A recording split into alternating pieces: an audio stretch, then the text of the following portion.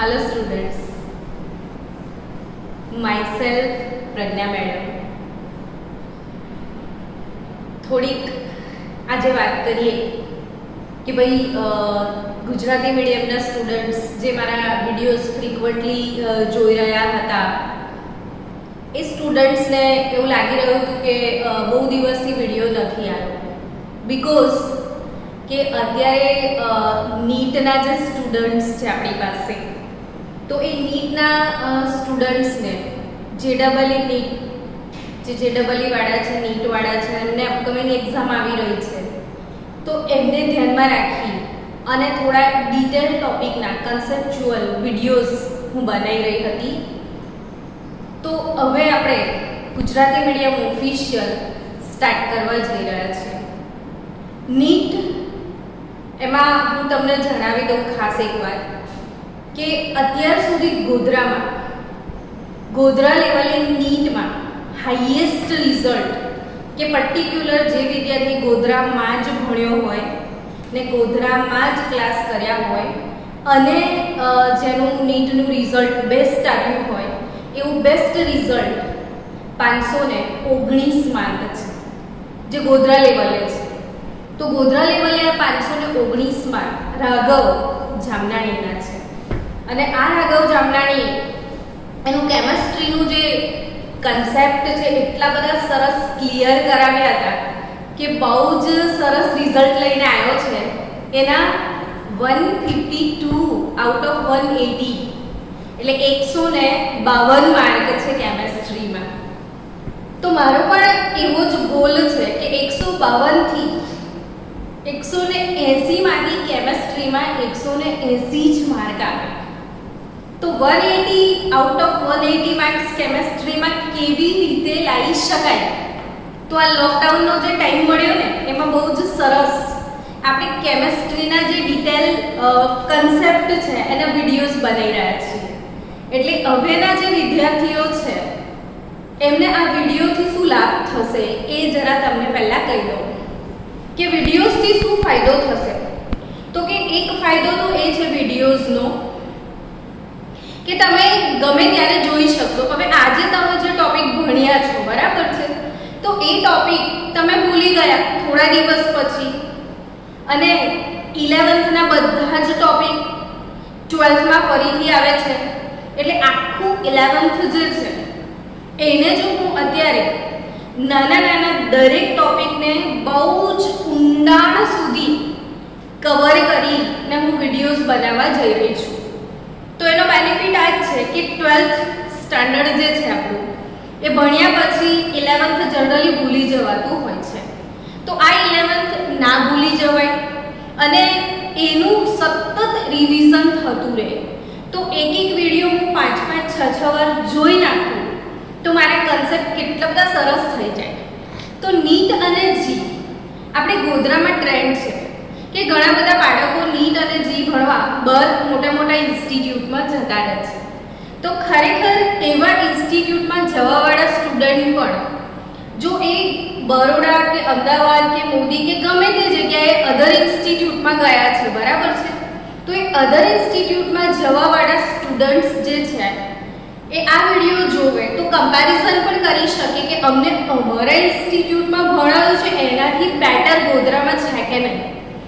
વિદ્યાર્થીના વાલીઓના મગજમાં એવું છે કે ગોધરા જી નીટ તો થાય જ ના પણ ગોધરામાં જ જી અને નીટનો સ્કોર એટલો બધો સારો આપણા ઇન્સ્ટિટ્યૂટે આપ્યો છે કે ભાઈ કમ્પેરિઝન જ નથી.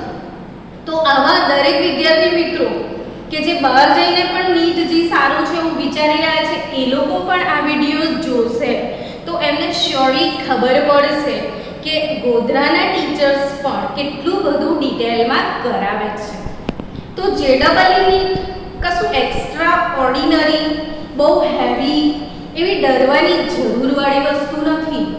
એકચ્યુઅલી છે શું નીટ તો કે 11thના દરેક ટોપિકને કે પછી આપણા કોર્સના જે દરેક ટોપિકને ચાવીને પચાવીએ અર્થાત કે એને એટલી બધી ડિટેલમાં સમજીએ એનું રિવિઝન કરીએ અને એ જે ટોપિકના રિલેટેડ બધા જ MCQ આપણે ફ્રીક્વન્ટલી સોલ્વ કરીએ તો હું નહીં માનતી કે 180 માંથી 180 માર્ક્સ કેમેસ્ટ્રીમાં ના આવે. તો 180 માંથી 180 માર્ક લાવવાનું જે મારું સપનું છે એ સપનાને સાકાર કરવા માટે આ વર્ષે હું નીટ વાળા વિદ્યાર્થીઓ માટે બહુ જ બધા કન્સેપ્ચ્યુઅલ વિડિયોઝ બનાવવા જઈ રહી છું, જે તમને દરેક વિદ્યાર્થીને બહુ જ હેલ્પફુલ રહેશે અને 5 કે 6 કે 10 લાખ રૂપિયા બગાડીને ગોધરાની બહાર જતા જે વિદ્યાર્થીઓ છે એ લોકોને બહુ જ સારા કન્સેપ્ટ ગોધરામાં મળી રહે, બસ એ જ મારું સપનું છે. તો દરેક ગોધરાવાસીઓ લાગી જઈએ આપણે નીટની તૈયારીમાં. તો આજનો આપણો ટોપિક શું છે? આજે આપણે ટોપિક ભણવા જઈ રહ્યા છીએ પરમાણ્વીય દળ.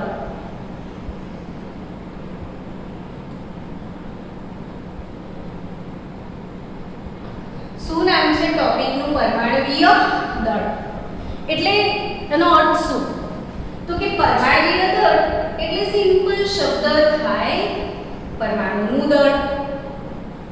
હવે પરમાણુનું દળ, તો પરમાણુની વાત કરીએ તો જ્યારે જૂના જમાનામાં એ ફિલોસોફી આવી કે દરેક પદાર્થ એક નાના પરમાણુઓનો બનેલો છે અને ત્યારથી જ વૈજ્ઞાનિકોને ભૂખ લાગી ગઈ કે પરમાણુઓનો બનેલો છે, ક્લિયર, પણ હવે આ પરમાણુઓનું દળ શું હશે? તો આ પરમાણુઓના દળને કેવી રીતે શોધવા એના માટે વૈજ્ઞાનિકો સતત પ્રયત્નો કરવા લાગ્યા. હવે આ પરમાણુની વાત કરીએ તો એના વિશે ડાલ્ટન અંકલે એવું કીધું છે કે ભાઈ દરેક પરમાણુને પોતાનું એક લાક્ષણિક દળ હોય છે. આ સ્ટેટમેન્ટ કોણે આપ્યું છે? ડાલ્ટને. તો દરેક પરમાણુને પોતાનું એક લાક્ષણિક દળ હોય છે. દરેક વૈજ્ઞાનિકને ભૂખ લાગી કે અરે એ દળ કેવી રીતે શોધીશું? તો દળ શોધવા માટેનો સૌથી મોટામાં મોટો પ્રોબ્લેમ શું આવ્યો? તો કે પરમાણુ એ તો કેટલો નાનો છે, પરમાણુને કોઈએ જોયો નથી, માઇક્રોસ્કોપમાં એ દેખાતો નથી. પ્લસ પરમાણુની વાત કરીએ તો માઇક્રોસ્કોપમાં તો નથી જ દેખાતો, પ્લસ એને આઇસોલેટ બી નથી કરી શકાતો કે કોઈ પદાર્થ છે, પાણી લઈ લીધું મેં તો હું પાણીના અંદરથી એના પરમાણુઓને આઇસોલેટ કરીને હું સિંગલ પરમાણુ તરીકે હાથમાં પકડી શકું તેમ નથી. સારું, તો પછી વિચાર આવ્યો કે ચલો ભાઈ પાણીનો ગ્લાસ લઈએ ને એનું વજન કરીને એમાં કેટલા પરમાણુઓ છે એ ગણી નાખીએ અને ગણ્યા પછી એને ભાગી નાખીએ સંખ્યાથી તો પણ દળ મળી જાય. તો એ વખતે પરમાણુની સંખ્યાને ગણતરી કેવી રીતે કરવી એ કન્સેપ્ટ પણ નહોતો. તો હવે પરમાણુનું દળ શોધવું કેવી રીતે? બહુ જ વિકટ પ્રશ્ન આવ્યો. તમને કોઈ એમ કે મચ્છરને મારવું છે, આ મચ્છરને કેવી રીતે મારવાનું? તો હું જો આઈડિયા આપું તમને કે મચ્છરને પહેલા પકડો, પછી એને બેન્ચ પર સુવડાવો, પછી એને ગલગલિયા કરો અને મોઢું ખોલે ને ત્યારે એને કોલ આઉટ પીવડાવી દો. તો તમને હસવું આવશે શ્યોરલી કે કેટલી અઘરી વાત છે કે એને પકડો, એને સુવડાવો, એને ગલગલિયા કરો, તો ઇટ્સ ટફ.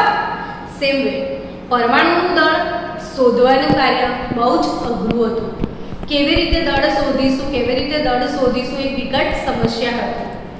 તો એવામાં જ અચાનક આપણને એવોગેડ્રોનો નિયમ જે છે એ કામમાં આવ્યો. તો હવે આપણે દળ સમજતા પહેલા એવોગેડ્રો એમનો સિદ્ધાંત શું હતો એ સમજીએ. તો એવોગેડ્રો જે હાઇપોથીસિસ હતી એમાં એમણે એવું કીધું કે ધારો કે મારી પાસે આ એક પાત્ર છે અને આ એક બીજું પાત્ર છે ને બંનેનું વોલ્યુમ એટલે કે બંનેનું કદ સમાન છે. અર્થાત કે આનું જેટલું કદ છે સેમ કદ આ પાત્રનું પણ છે. હવે બંને પાત્રનું કદ સમાન જ છે, બરાબર છે? તો બંને પાત્રની અંદર ધારો કે મેં અહીંયા હાઇડ્રોજન વાયુ ભરી લઉં છું અને અહીંયા ઓક્સિજન વાયુ ભરી લઉં છું. બંને વાયુનું અત્યારે કદ સમાન છે. હવે અહીંયા જે તાપમાન આપ્યું અને દબાણ હું આપી રહી છું એ બંને માટે કેવું રાખ્યું છે? સમાન. અર્થાત કે અહીંયા તાપમાન અને દબાણની પરિસ્થિતિ સમાન છે. હવે એમનો નિયમ શું હતો એવોગાડ્રોનો? તો કે સમાન તાપમાને અને દબાણે સમાન કદના દરેક વાયુમાં રહેલા અણુની સંખ્યા સમાન હોય છે.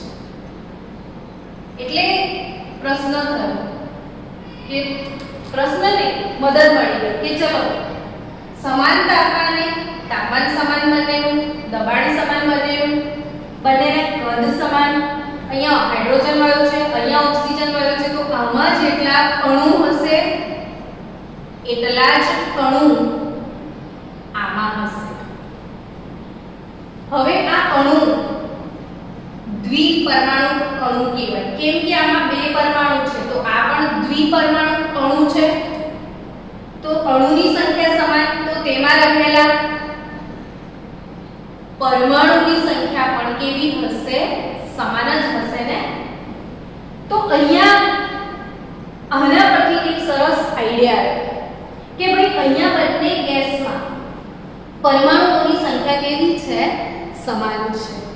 તો એ વખતે આ પાત્રનું દળ માપવામાં આવ્યું તો બંનેના દળનો જે ગુણોત્તર છે ને એ 1:8 આવ્યું, સોરી 1:16 આવ્યું. અને એના પરથી શું આઈડિયા આવ્યો કે ભાઈ ઓક્સિજન વાયુ એ હાઇડ્રોજન વાયુ કરતા 16 ગણો વધારે વજનદાર છે. ઓક્સિજન વાયુ હાઇડ્રોજન વાયુ કરતા, અર્થાત ઓક્સિજનનો પરમાણુ, કેમ કે હવે પરમાણુની સંખ્યા પણ સમાન છે તો વજનનો જે ગુણોત્તર છે એ ઓક્સિજન પરમાણુ અને હાઇડ્રોજન પરમાણુના ગુણોત્તર જેટલો જ થશે. તો એવું કહી શકાય કે ઓક્સિજનનો જે પરમાણુ છે એ હાઇડ્રોજનના પરમાણુ કરતા 16 ગણો વધારે વજનદાર છે. ને અહીંયા હાઇડ્રોજન હલકામાં હલકો વાયુ છે અને એનું વજન 1 જે છે એ ધારી લેવામાં આવ્યું. કે કંઈક તો એઝ્યુમ કરવું જ પડશે. આ પૃથ્વી પર જેટલા પણ પદાર્થોના દળ છે ને એ બીજાની સાપેક્ષમાં છે. રિલેટિવ માસ જેને કહેવાય. પોતાનું આગવું દળ ના હોય, આપણું દળ પણ કોઈકના રેફરન્સમાં છે. કઈ રીતે? ધારો કે તમે શાકભાજી વાળાને ત્યાં ભીંડા લેવા ગયા, બરાબર છે? હવે તમે એને જઈને કહેશો કે મને 2 કિલો ભીંડા આપ, તો એ 2 કિલો ભીંડા તમને કેવી રીતે આપશે? તો એના પાસે આમ ત્રાજવું હશે. ત્રાજવામાં એક બાજુ એ 2 કિલો ના નાના મતલબ 2 કિલોનો કાટલો મૂકશે, જેને પેલો નળાકાર કહેવાય છે કિલોગ્રામનો. હવે આ બાજુના ત્રાજવામાં 2 કિલોનો બાટ મૂક્યો, આ બાજુ એ ભીંડા નાખશે. જ્યારે લેવલ સેમ થશે ત્યારે શું કહેશે તમને કે ભીંડાનો દળ 2 કિલોગ્રામ છે. તો અહીંયા ભીંડાનું જે દળ છે એ કોઈકની સાપેક્ષમાં શોધવામાં આવ્યું છે. વિચારો કે 2 કિલોનું કાટલું નથી યા તમારી પાસે વજનના કોઈ જ કાટલા નથી તો તમે દળ માપી શકવાના નથી. એટલે દરેક વસ્તુનું દળ એ કોઈકના ને કોઈકના સાપેક્ષમાં નીકાળવામાં આવ્યું છે. તો અહીંયા ઓક્સિજનનું દળ કોના સાપેક્ષમાં છે? હાઇડ્રોજનના સાપેક્ષમાં. અને પછી હાઇડ્રોજનને સંદર્ભ તરીકે સ્વીકારવામાં આવ્યું કે ભાઈ હવે અન્ય પરમાણુઓનું વજન શોધવું છે તો આપણે કોઈ એકને પ્રમાણિત ડિક્લેર કરી દઈએ. તો એ કોને પ્રમાણિત ડિક્લેર કરવામાં આવ્યો? હાઇડ્રોજનને. એટલે હવે હાઇડ્રોજનનું જે દળ છે એ 1 લીધું. સવાલ થયો દરેકને એકમ હોય છે, આને શું એકમ આપીએ? આપવામાં આવ્યો AMU.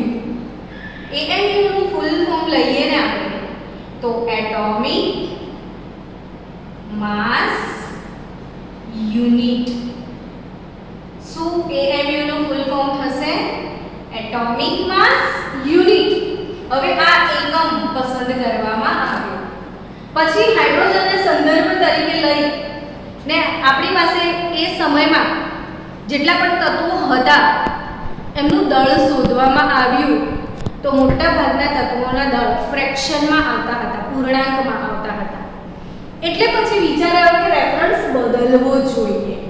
એટલે રેફરન્સ બદલી ને પસંદગી કોના પર ઉતારવામાં આવી? ઓક્સિજન પર. એટલે હવે હાઇડ્રોજન નામનો સંદર્ભ કેન્સલ થયો. કોને પસંદગી લેવામાં આવી? ઓક્સિજન. અને ઓક્સિજનનું માસ કેટલું હતું? 16 AMU. હવે આ ઓક્સિજનનું સ્કેલ ઓક્સિજનના રેફરન્સ તરીકે લઈ અને અન્ય પરમાણુઓના દળ શોધવામાં આવવા લાગ્યા. પણ ત્યાં પણ એક મુશ્કેલી નડી. મુશ્કેલી શું આવી કે જે ઓક્સિજન છે એ ઓક્સિજનને 3 સમસ્થાનિકો છે. Oxygen 16, oxygen 17, oxygen 18. સમસ્થાનિકો શું છે એના માટે ઓલરેડી એક વિડિયો આપણે પહેલા બનાવી ચૂક્યા છીએ. તો એ વિડિયો તમે જોજો એટલે સમસ્થાનિકોનો કન્સેપ્ટ તમારો ક્લિયર થઈ જશે. તો અહીંયા છે ઓક્સિજનના એક પરમાણુ, દરેકનો ક્રમાંક સમાન હશે પણ દળાંક જુદો જુદો હશે. તો હવે આ જે ઓક્સિજન કુદરતમાં 16, 17 અને 18 ત્રણ ટાઈપના પરમાણુ અવેલેબલ હતા. ને આ ત્રણેયનો સરેરાશ જે કાઢવામાં આવ્યો એ 16.00 ને 44 હતો. એટલે એક્ઝેક્ટ 16 પણ નહોતો. એટલે પછી આ રેફરન્સને બદલે હજી કોઈ ત્રીજા રેફરન્સ કે હજી પણ સારો કોઈ બેસ્ટ રેફરન્સ મળે તો સારું. એટલે એને આ રેફરન્સને બદલવા માટે અહીંયા હાઇડ્રોજનની સાથે કમ્પેર કરીને કાર્બનના સમસ્થાનિકનું વજન શોધવામાં આવ્યું. તો જે કાર્બન છે એનો જે સમસ્થાનિક છે કાર્બન 12. આપણે સીધું લખીએ તો કાર્બન 12 નો જે સમસ્થાનિક છે આપણે અહીંયાથી રબ કરી લઈએ થોડું. હાઇડ્રોજનનો સંદર્ભ કેન્સલ થયો. પછી ઓક્સિજન એ કેન્સલ થયો. અને પછી શું આવ્યું? તો પ્રમાણિત સંદર્ભ કે હાલમાં આપણે જેને કાયમી સ્વીકાર્યો છે એ કાર્બન 12 નો સમસ્થાનિક મતલબ કાર્બનનો સમસ્થાનિક. તો C12 સમસ્થાનિક જે છે આને સંદર્ભ તરીકે પ્રમાણિત તરીકે ફાઇનલી 1961 પછી સ્વીકારવામાં આવ્યું. તો બિફોર 1961 આપણે યુઝ કરી રહ્યા હતા ઓક્સિજન, હાઇડ્રોજન, પણ એમાં ક્યાંક ને ક્યાંક કંઈક ક્ષતિ હતી. એટલે વધારે સારો સંદર્ભ કોણ પસંદ થયો? 1961 પછી કાર્બન 12. અને આ કાર્બન 12 ને કુદરતમાં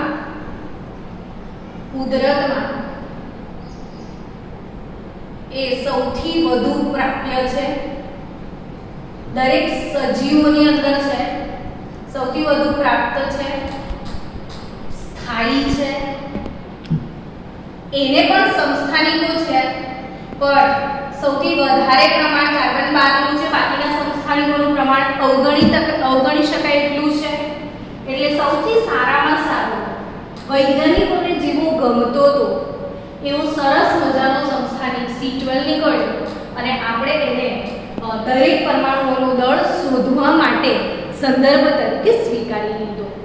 હવે આ જે C12 છે એ C12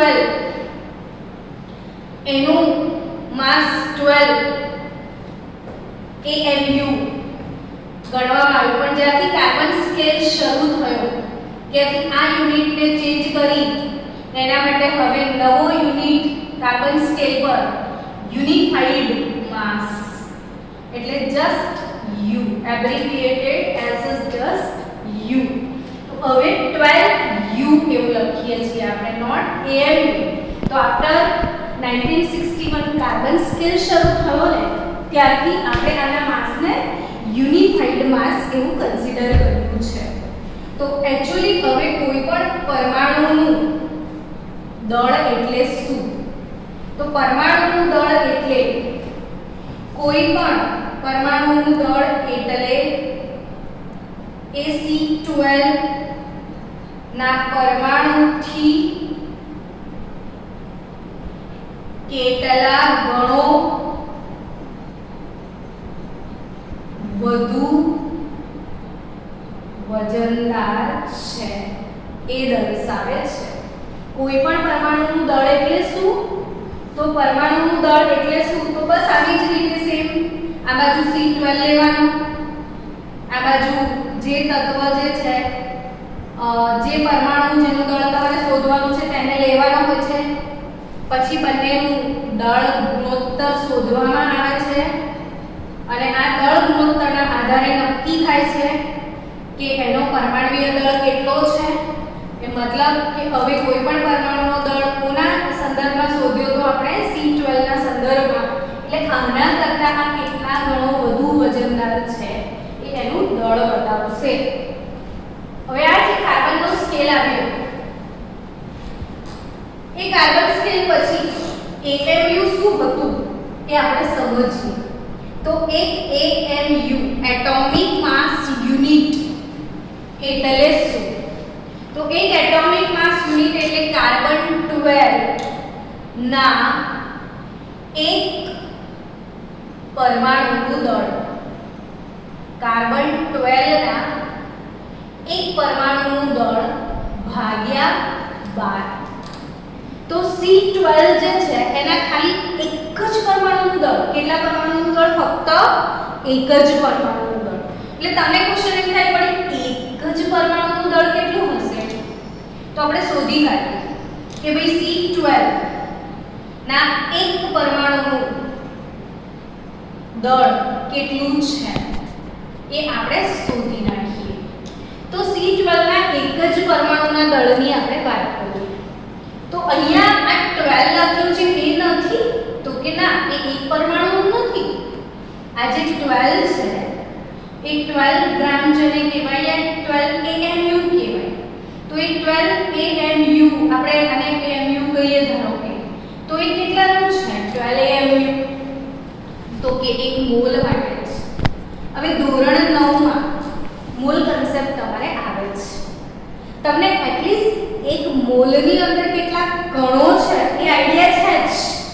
તો એક મોલ એટલે કેટલા કણો? તો 6.022 ગુણ્યા 1023 આટલા પરમાણુ હાજર હોય. આપણે આના પછી મોલ કન્સેપ્ટ તરફ જઈ જ રહ્યા છીએ અને આની ડિટેલ પણ આવશે જ ફરીથી. તો એક મોલમાં આટલા પરમાણુ છે અને આટલા બધા પરમાણુનું ભેગું દળ 12 ગ્રામ છે અથવા 12 AMU છે. તો અહીંયા 6.022 into 1023 પરમાણુ C12 ના એનું દળ 12 AMU કહેવાય અથવા 12 ગ્રામ કહેવાય. તો એક અણુનું કેટલું? સમજી રહ્યા છો? તો આટલા ગ્રામ લઈ લઈએ આપણે કે ભાઈ 12 ગ્રામ પર મોલ છે. તો આટલા પરમાણુનું દળ 12 ગ્રામ છે. તો એક પરમાણુનું દળ કેટલું હશે? તો 12 divided by 6.022 into 1023 તો 1.992648 into 10⁻23 આ ઉપર આવશે તો 10⁻23 ઘાત અને આ 12 ભાગ્યા 6.022 કરો તો 1.992648 ગુણ્યા 10⁻23 ઘાત ગ્રામ એ કાર્બનના ફક્ત એક જ પરમાણુનું દળ છે. તો અહીંયા 1.2648 ગુણ્યા 10⁻23 ઘાત ગ્રામ ભાગ્યા 12 કરી લઈએ. હવે આપણે થોડુંક સાયન્ટિફિક નોટેશન પણ ભણ્યા હતા. આપણે આ પોઈન્ટને અહીંયા શિફ્ટ કરીએ કારણ કે 1/12 ભાગ્યા 12 પોઈન્ટમાં આવશે તો આપણે એને શિફ્ટ કરીને 19 બનાવીએ. ચલો તો 19.92 92 ગુણ્યા 10 ની જો તમે આમ મૂવ થાઓ છો અર્થાત 10 વડે ભાગો છો તો 10 ની -24 ઘાત ગ્રામ થઈ જશે. 23 ને બદલે કેટલું થયું -24 ભાગ્યા 12.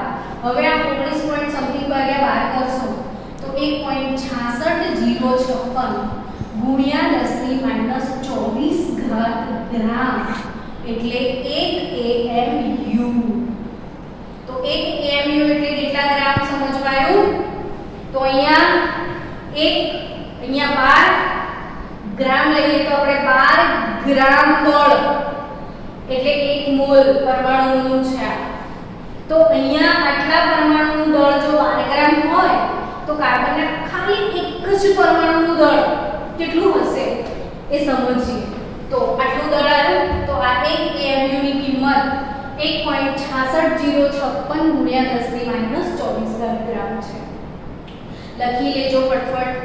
વિડિયો થોડો રિવાઇઝ કરીને બી લખી લો પણ હંમેશા જોડે જોડે લખવાની આદત પાડો તો તકલીફ ના પડે. હવે આ 1 AMU એટલે આટલી કિંમત આવી. હાઇડ્રોજનના એક પરમાણુનું દળ જે છે એ 1.6736 ગુણ્યા 10 ની -24 ઘાત ગ્રામ જેટલું છે. હાઇડ્રોજનના એક પરમાણુનું દળ આટલું છે. તો એને આપણે AMU માં કન્વર્ટ કરવું છે. તો કઈ રીતે AMU માં જઈ શકીએ? તો આ યુનિટ ફેક્ટર તમે વાપરી શકો. તો અહીંયા 1 AMU એટલે આટલા ગ્રામ થાય તો 1.66056 ગુણ્યા 10 ની -24 ઘાત ગ્રામ એટલે 1 AMU આવું કહેવાય. તો 1.6736 ગુણ્યા 10 ની -24 ઘાત ગ્રામ તો કેટલા AMU? તો 1.6736 into 10⁻⁻24 divided by 1.66056 into આ આન્સર 1.008 યુનિફાઈડ માસ યા તો AMU બટ AMU ને બદલે હવે આપણે યુનિફાઈડ માસ U તરીકે લખીએ છીએ. તો અહીંયા 1.008 U એ હાઇડ્રોજનના ફક્ત એક જ પરમાણુનું દળ થશે. તો આ રીતના પરમાણુ દળ શોધવામાં આવે. હવે દરેક તત્વો અત્યારે તો આપણી પાસે આવક કોષ્ટકમાં કેટલા તત્વો છે ખ્યાલ છે ને તમને? 118 તત્વો છે. તો આ 118 તત્વો એનું દળ કોના સંદર્ભમાં શોધી શકાય? કાર્બન 12 ના સંદર્ભમાં. બટ હાલમાં તો બહુ જ એડવાન્સ ટેકનોલોજી છે વિદ્યાર્થીઓ. હવે હાલમાં પરમાણુ દળ શોધવાનું કામ બહુ જ સહેલું થઈ ગયું છે. કયા સાધન વડે?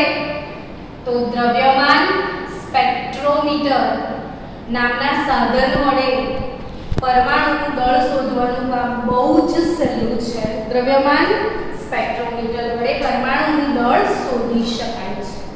હવે બીજી એક અગત્યની વાત કરવી છે કે આવક કોષ્ટકમાં ઘણા બધા એવા તત્વો છે કે જેમને સમસ્થાનિકો છે.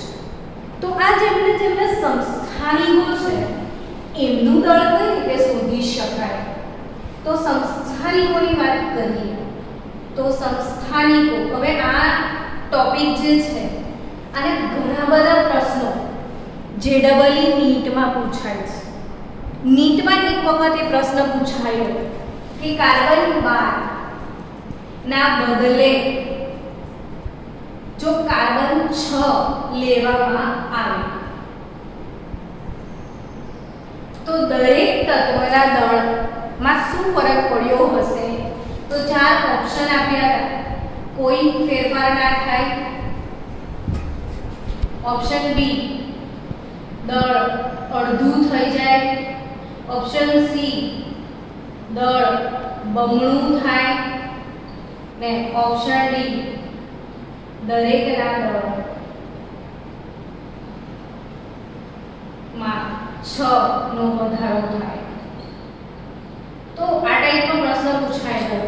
કે કાર્બન 12 ના બદલે સંદર્ભ તરીકે શું લેવામાં આવે કાર્બન 6 તો કે સંદર્ભ કોને કહેવાય સંદર્ભથી દળનો ગુણોત્તર નીકળે જે ગુણોત્તર 12 નીકળતો હતો હવે ગુણોત્તર 6 નીકળે છે એટલે દળ કોઈ દિવસ બદલાશે નહીં તો આનો જવાબ શું આવે કોઈ ફેરફાર ન થાય આ પ્રશ્ન નીટમાં પૂછાયેલો છે તો આમાં નાના ટોપિકમાંથી નાના નીટના પ્રશ્નો આવતા હોય છે તો અહીંયા રેફરન્સ બદલવાથી દળમાં કોઈ ફરક પડશે નહીં હવે આપણે સમસ્થાનિકોની વાત કરીએ તો ક્લોરીનની વાત કરીએ તો ક્લોરીનને બે સમસ્થાનિકો છે કુદરતમાં ક્લોરીન 35 અને ક્લોરીન 37 તો આવર્તક કોષ્ટકમાં જ્યારે બંનેનો માસ મૂક્યો તો 35.5 મૂક્યો છે હવે આનો માસ 35 આનો માસ 37 તો 35.5 કેમ રાખ્યો છે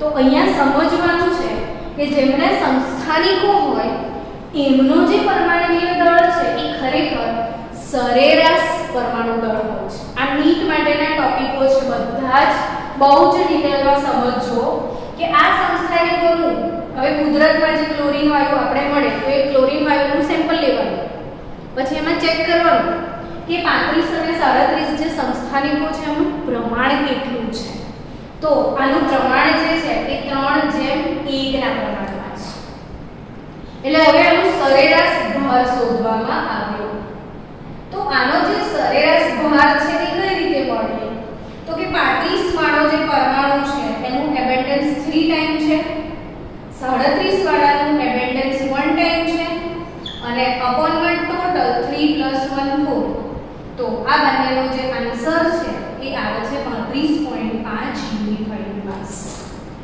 તો અહીંયા કુદરતમાં એનું જે પ્રમાણ છે તેના આધારે એનો સરેરાશ ભાર શોધવામાં આવે છે સ્ક્રીનશોટ લેવો હોય તો લઈ લો એનો ઓકે ચલો નેક્સ્ટ હવે આપણે સમસ્થાનિકોની વાત કરીએ તો સમસ્થાનિકોના રિગાર્ડિંગ હવે આપણે જે આ ટોપિક શીખ્યા એની એપ્લિકેશન થોડીક શીખી લઈએ કે કુદરત અહીંયા નિયોનની વાત કરીએ તો નિયોન જે છે એ નિયોનના 3 સમસ્થાનિકો છે હવે નિયોનનો સમસ્થાનિક 20 21 અને 22 આ 3 સમસ્થાનિકોનું જે ફ્રેક્શનલ એબન્ડન્સ છે પ્રમાણ એ પોઈન્ટ એ આ રીતે છે 3 સમસ્થાનિકોનું કુદરતી જે પ્રમાણ છે આ કુદરતી પ્રમાણ આવું છે હવે આના આધારે આનું સરેરાશ પરમાણુય દળ કેવી રીતે શોધવાનું તો કે જો 20 વાળો જે છે 20 દળ વાળો સમસ્થાનિક એનું પ્રમાણ 0.91 આવે એટલે અહીંયા સમસ્થાનિકનું દળ ગુણ્યા તેનું પ્રમાણ પ્લસ 21 તો 0.0027 પ્લસ 22 તો 0.0922 ભાગ્યા 20 પ્લસ પ્રમાણ 0.9051 પ્લસ 0.0027 પ્લસ 0.0922 ને આના પરથી એનો સરેરાશ ભાર મળેલો છે 20.179 આજે હું તમને શીખવાડી રહી છું ટોપિક આના પરથી MCQ હોય છે જે ડબલી એટલે આ વસ્તુ આવડવી જોઈએ આ 3 સમસ્થાનિકો આનું પ્રમાણ અહીંયા ટકાવાર પ્રમાણ આપ્યું હોય તો તમે ટકાવાર પ્રમાણ પણ લઈ શકો કે અહીંયા દળ ગુણ્યા ટકાવારી એ રીતે પણ આ સૂત્ર તમે વાપરી શકો અર્થાત કે એક પ્રશ્ન હું તમને આપું છું કે તમે જાતે સોલ્વ કરજો અને મને આન્સર મોકલજો કે ભાઈ કુદરતમાં જે બોરોન છે એ બોરોનને 2 સમસ્થાનિકો છે એક બોરોનનું દળ છે 10.01 યુનિફાઈડ માસ એ બીજા સમસ્થાનિકનું દળ છે 11.01 યુનિફાઈડ માસ આ બંનેનું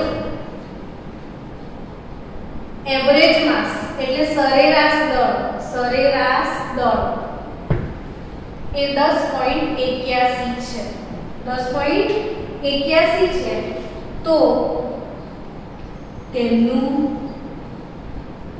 ટકાવાર પ્રમાણ શું હશે? બસ આનો આન્સર તમે મને કરો છો. કયા ટાઈપનો પ્રશ્ન પૂછાય? અને બે સમસ્થાનિકો છે, આનું સરેરાશ દળ આટલું છે, તો એમનું ટકાવાર પ્રમાણ શું હશે? તો આપણે અહીંયા એન્ડ કરીએ છીએ. આના પછીના નેક્સ્ટ લેક્ચરમાં આપણે આણ્વીય દળ, તુલ્ય દળ અને સૂત્ર દળ એના કન્સેપ્ટ ક્લિયર કરીશું. Bye bye.